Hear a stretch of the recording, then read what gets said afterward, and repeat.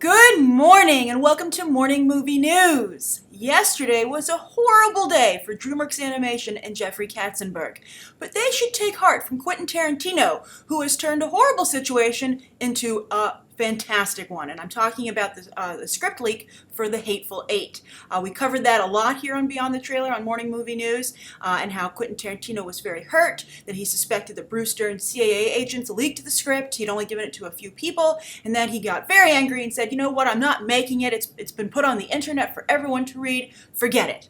But then there was so much interest in the script that he went into that reading, the casted reading, this new trend in Hollywood of casting actors in a role and doing a staged reading for the public to come and see. And it was very expensive to go and see this, but some of the money supposedly went to charity, and that did quite well.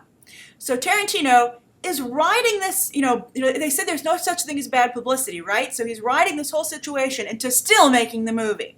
And he just released yesterday the poster for The Hateful Eight. And here it is. I think it's really nice, actually. And even though I might feel a little played deep down by Tarantino that he, said it was leaked, and, part of you has to be, was it really leaked, Tarantino? Were you really angry, or is this all just to get publicity for the film? Although, does he really need publicity? I mean, he's an Oscar machine for Christoph Waltz at this point. Christoph Waltz is supposed to be in this film. I think it might be time for them to take a break. We'll see. Bruce Dern, I think, probably still will also be in the film, and then there's word that Kurt Russell might join it. Your standard Quentin Tarantino, crazy but it works cast. However, I do think that a lot of what works for him is bringing new people into the fold, like Jamie Foxx in Django Unchained, and Leonardo DiCaprio, of course, Brad Pitt, quite wonderfully, in Inglourious Basterds. So I hope he can get a big mainstream star to play along as well to flesh out this cast. He's got 8 to cast, right? So I also love, of course, this is, classic Tarantino at this point, and that's his throwback to, the great posters of the 60s and 70s. And I think that he does that with a modern twist. I think that I love the Super CinemaScope logo at the bottom there. Now, if you've ever seen a film in Super CinemaScope on television, it's super weird to watch because it's just so expansive and such a wide screen that they kind of have to put an insane letterbox on it. So you're like, I really can't watch this on a small screen, which would be, I guess, to Tarantino's benefit. And it also almost looks like it's partitioned, I think, because they have to use multiple projectors to do CinemaScope. CinemaScope, it had its day. It was kind of like the first IMAX. I believe that Beauty and the Beast, Sleeping Beauty, was shot in CinemaScope. It's very interesting, and it's a throwback to, at the beginning, I believe, of an experimentation in the theater experience. But I really think this looks fantastic, just from a poster. It reminds me, I also think of the things that I liked about Django Unchained, what I like about Tarantino's films in general, now that his second run around. I think he's really in a groove here, and he's really just delivering. So I'm curious, by the way, has anyone read the Hateful Eight script? If you've gone and if you were on, I believe it was Gawker who published it, if you went and read it, or if you went to this screening, this staged reading, do you feel that this is worth pursuing by Tarantino? Do you think that it's good, or do you think that he's going to try and he might slip back into, just doing what he wants instead of what, is best for his career and audiences? But I do like the poster quite a bit. And also, by the way, do you feel played by Tarantino? Do you think that this was always his intention? All right, so Tarantino, an inspiration to those having a bad day in Hollywood. You can turn things around, but can DreamWorks Animation turn things around? They are having, as I said, the worst day yesterday, and I'm sure it's continuing today. Horrible situation both with their stock, which I'll get to in a moment, but then also an announcement from Warner Brothers. Now, Warner Brothers really wants franchises. They are doing very well at the box office. They're very competitive with Disney. Fox this year is edging in there to make it a three-way race, but it's really been Warner Brothers versus Disney as of late. Because, of course, they have the superhero franchises up against each other, but then Warner Brothers is aggressively moving into the live-action fairy tale demo with Peter Pan coming up next year, actually opening opposite Marvel's Ant-Man. So, Disney Marvel's Ant-Man. So there's this very strong competition going on there. And, of course, Warner Brothers has Harry Potter, which they're continuing. They have Lord of the Rings, which there's some discussion. You guys are like, hey, there's this other book. I think it's a Silmarillion. It's very hard to pronounce. It's not search friendly. I'll tell you that. Internet search friendly. The publicity team is like, we have got to come up with a different name. But there's some discussion they might even continue their Middle Earth franchise. But they're still shopping around because the name of the game today, of course, is franchises. So they found one, and it's about Dragonriders. So, poor How to Train Your Dragon. It's about to be wiped off the page. And it's not only bad for, I think, DreamWorks Animation, but animation in general. Because, we talked recently about when should a film be animated, when shouldn't it? And I think it's when you can't accomplish something in live action. But because the special effects becoming so good, there's less and less that you can't accomplish in live action. For instance, dragons. And, even HBO can do dragons. Of course, in very limited quantities, you won't see them very often, but Warner Brothers can afford to do full-on dragons. And that's what they're going to do in the Dragonriders of Pern. It even sounds like How to Train Your Dragon. Now these are 22 books. It's a 22-book series. Warner Brothers is like, hot damn, we'll never run out of movies. At least during our reign here at the studio. And they're written by Anne McCaffrey. And there seemed to be a very strong fan base here, but apparently McCaffrey was one of those authors, and totally her right, who was very against having her books adapted. But unfortunately, tragically, she passed away, and her estate is much more open to the idea of selling these books to Warner Brothers, and they have. So it's going to be called The Dragonriders of Pern. It's a 22-book series, and Warner Brothers is really aggressively going to move on this. And I think it apparently takes place on some kind of another planet. So these are space dragons, no less. How awesome is that? And they're these dragon riders, and they're like an elite military unit, and they have to fight off. I'm sure there'll be training sequences, etc. But this is where it gets a little weird. They have to fight off something that's like an invasion of spores.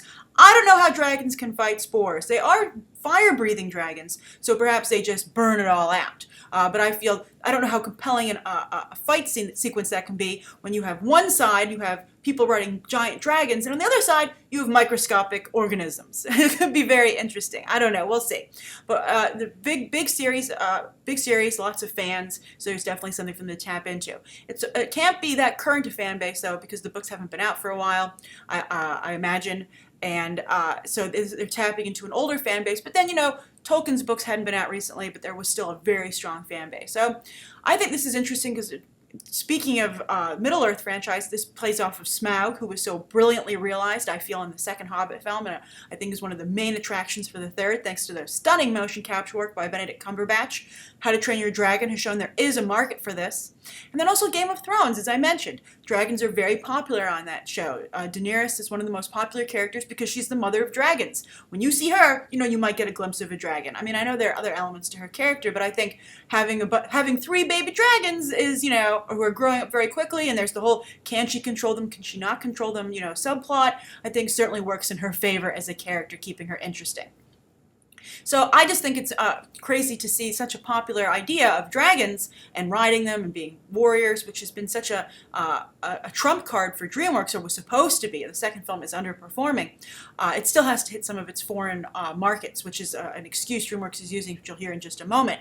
But to see that move over to live action, I think, as I said, with all these live action fairy tales, that used to be the bread and butter of animation. So we'll see what happens. Big Hero 6 might be an example of how animation could still be very effective. But look what's happening to Legend of Korra. Not great days for animation. So I just want to know what you think of this series. What do you think of Warner Brothers taking on this franchise? Does it fit nicely into their stable of franchises? What do you think of this means for How to Train Your Dragon? And live action versus animated. Will you still be interested in Toothless and Company when you can see live-action dragons, while CGI dragons with live-action riders? Very curious indeed. All right, so what else is happening to DreamWorks? That's the third story. Their stock yesterday tanked. It fell 14% to a 52-week, that's a year, low. And why did it drop? Well, they reported severely less earnings than they had expected. They seriously underperformed for the last quarter. And so that news came out, the stock dropped. Also, they're apparently being investigated, a regulatory investigation for a write-down they took 5 months earlier. And that's for Turbo. Turbo was a big flop for them, and they wrote off $13.5 million. Apparently that also downgraded the stock, as I said, 52-week low. And that has had a domino effect of having them being threatened with class action lawsuits from stockholders. Law firms are contacting DreamWorks saying, we're going to sue you, because they said because of that write-down, your stock dropped, and that is irresponsible to your stockholders, and you've severely depreciated the value of their stock. So really bad day for DreamWorks. Some people on Wall Street were, they had a few friends who said, oh, I think that, Penguins of Madagascar tested really big at Comic-Con, it's going to do great. I would not know if I would agree with that. I think Penguins of Madagascar actually failed to make a big impression, and I feel, and as I said in my coverage, I felt that DreamWorks Animation dropped the ball by not bringing at least some new material from boo the Bureau of Otherworldly Operations. Something new, something to get some headlines. They've generated very little headlines out of that convention, and so I think that was also not helping them. But I'm curious to what you think of DreamWorks Animation. Do you think they're in trouble? Do you still believe in them? What can they possibly do to turn this around? Are they dead in the water? Not only with flop after flop, Penguins and Home are their next two films coming out. Do you have any faith in those performing well? I don't know. I think it's getting to be very competitive in not only the animation arena, but the box office arena in general. Penguins is based on a TV show. Will people pay to see that in theaters? And Home, they must be so nervous about it that they switched the release dates. That's never a good vote of confidence. And these days, the audience is aware that you switched things like that. And I think, you can't really hide it as much as you would have back in the day when pre-internet coverage of entertainment news. And also, the loss of How to Train Your Dragon potentially with this Dragonriders of Pern coming out of Warner Brothers. So write your thoughts down below about that, and let's get to today's viewer question. This is from Kayla Ward, and Kayla says, "Hey Grace, my birthday, the 31st, that's today, happy birthday Kayla, is the same day as the Guardians of the Galaxy premiere. Well, it opens tonight, which is already a treat, but it would be the best birthday if you could answer my question. Birthday wishes completed. Recently, there have been smaller films that were supposed to have come out at my town's Regal Theater. For example, Grand Budapest Hotel, Killer Darlings, Wish I Was Here, Wanted, that's a much older film. But so Kayla says, however, on their release dates, they wouldn't be there, or even later on. This is weird because I specifically checked whether or not they had expanded to my town's Regal, and the website says yes, but they are suddenly only at AMC, or they don't show up there either. Do you know why this happens? Is it a problem with Regal and the distributors, or Regal backing out of small indie films?" And then she says some very nice stuff about the Beyond the Trailer channels, which I really appreciate, Kayla. Thank you, and happy birthday. And I'm very sorry that you're not getting the movies that you're promised. I'm glad they're at least showing up at your AMC. Now, the situation that's going on here, I surmise, okay, you should really actually go up to the theater manager and be like, what the hell? Because maybe they feel that there's no audience for that, and that's what happens a lot. If they feel that they can make more money with another film, I mean, it looks like, I think Grand Budapest Hotel, I think the other ones they were right to pass on, I'm afraid, but they could have made a lot of money out of Grand Budapest Hotel, and I'm sure your local AMC made a lot of money because it did so well and was so successful and so well received. Although I'm curious, Kayla, did you get to go see it at the AMC? And if you did, was it crowded? But anyway, a theater will make last-minute decisions to capitalize on an audience. For instance, I've often gone to see a film the night it opens, and I'll see like a smaller movie, and they go and they put it in the biggest theater at that complex. And then it's not very crowded, but then you see a ton of people being stuffed into the smaller theaters for this movie that's a surprise hit. So the next Saturday, they change it. They're like, okay, well, since not enough people are going to see the movie we thought would be the big hit, we're switching it out of the big theater. And I've suffered from that myself, because occasionally I've been like, oh, I'm so excited to see this movie, I'm going to see it on Saturday, I check in advance, oh, it's going to play on the big screen. I get there and they say, I'm sorry, we've moved your theater. For instance, that happened to me infamously with Mission Impossible Ghost Protocol. I was there with my family, and one of my family members did not want to see it on IMAX, and I was like, all right, well, we'll just go and see it on a smaller screen downstairs, because, this was before, there's only one really great IMAX in New York City on 68th Street, and they used to not have assigned seating.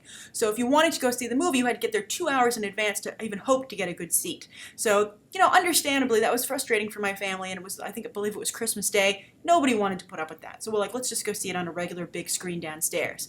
But because it was playing in the IMAX, I think the theater management already felt it was on a big screen, they put it down to the smallest screen that they had in the regular floor. And I was like, I can't believe I'm watching Mission Impossible Ghost Protocol on this postage stamp, and the whole point is that it's supposed to be visually exciting and beautiful, and who knows, I can't see it, and I kind of ruined the movie for me because I was just frustrated through the entire show. But that's what happens, they're jockeying to make the most money. I mean, the theater manager doesn't care about the viewing experience and what movie needs a big screen, what movie doesn't. It's all about the number of seats. So they're concerned, your theater manager, Kayla, isn't like, how can I provide the most, diverse movie-going experience and options for my customers? They're like, no, what do my customers want to see? How can I best give that to them? And I'm going to just, double down. And even studios will do that. If they see that one movie's doing quite well and another isn't, they will tell the theater to redirect screens to that other film. They're like, you know what, this isn't playing. I'm very concerned about this other property of mine. I want to strike while the iron is hot, while people are interested. You can give showings from this movie to the other one. Also, when there's a sneak preview, they will take away a screening from their own film. a studio, if they want to sneak one movie, will take another a movie of theirs that perhaps isn't as successful or popular, it's on its last legs, it's been in theaters for a while, they'll give up one of its show times. And so that's just a little bit 101 on how it works, but I would say that you should encourage others in your town, if necessary, if they feel the same way that you do, to let the theater know that there is an audience for this and that you would buy tickets to see it. Because I think, my guess is, of course I can't know for sure what's going on here, but my guess is they feel there isn't an audience and they'll make a lot more money. And I think the last minute, especially during the summer season, and there are big movies coming out all the time now. I think the theater management goes, I was gonna play Kill Your Darlings, but this movie's so successful and popular, I'm gonna put more of it on there. I just don't think there's an audience for it. So that's what I recommend to you, Kayla. I hope that was helpful into helping you understand the situation. And I hope you have a wonderful birthday and enjoy Guardians of the Galaxy. All right, that's today's morning movie news. Thank you so much, everybody, for tuning in. Write down below what you think of today's top 3 stories and the viewer question, and anything you'd like to see covered tomorrow, and any questions that you might have. Thanks for watching. Bye.